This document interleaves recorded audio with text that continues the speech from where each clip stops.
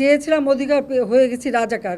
বাংলাদেশের সংবিধান সম্মত শাসন ব্যবস্থা ও আইনের শাসন পুনঃপ্রতিষ্ঠা করেই তিনি দেশে ফিরবেন। ভারতের প্রভাবশালী সংবাদ মাধ্যম জি24 ঘণ্টাকে দেয়া এক বিশেষ সাক্ষাৎকারে ক্ষমতাচ্যুত সাবেক প্রধানমন্ত্রী ও আওয়ামী লীগ সভাপতি শেখ হাসিনা এ মন্তব্য করেন।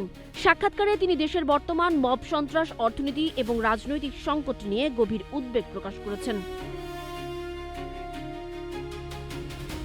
শেখ হাসিনা দেশের প্রধান রাজনৈতিক দল বিএনপির প্রতি একটি প্রত্যাশার কথা জানান। তিনি বলেন, বিএনপি যদি সরকার গঠন করে, আমি আশা করব তারা আওয়ামী লীগের ওপর থেকে নিষেধাজ্ঞা তুলে নিয়ে প্রকৃত সংসদীয় গণতন্ত্র ফিরিয়ে আনবে। তিনি বলেন, প্রকৃত বিরোধী দল ছাড়া সংসদ কখনো সংসদ হতে পারে না।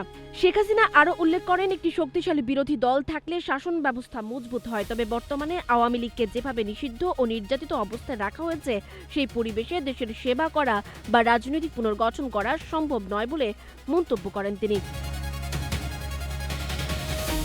বাংলাদেশে ফেরার পর তার প্রথম কাজ কি হবে এমন প্রশ্নের জবাবে শেখ হাসিনা বলেন, তার সর্বোচ্চ অগ্রাধিকার হবে আইনের শাসন পুনঃপ্রতিষ্ঠা।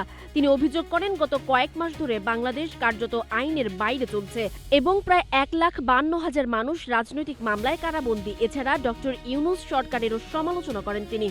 সাবেক এই প্রধানমন্ত্রী বলেন, আওয়ামী লীগ কোনো পরিবারের সম্পত্তি নয়, বরং এটি লাখ লাখ মানুষের দল।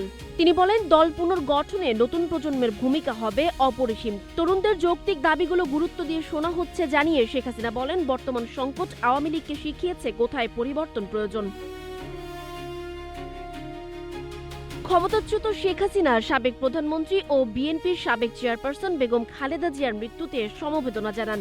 শেখ হাসিনা বলেন, ভারতের পররাষ্ট্রমন্ত্রী এস জয়শঙ্করের শেষকৃত্যে অংশগ্রহণ একটি কূটনৈতিক সৌজন্য। তিনি বিশ্বাস করেন, ভারত ও বাংলাদেশের মধ্যকার বহু দশকের বিশ্বাস ও সহযোগিতার সম্পর্ক আবার স্বাভাবিক অবস্থায় ফিরে আসবে।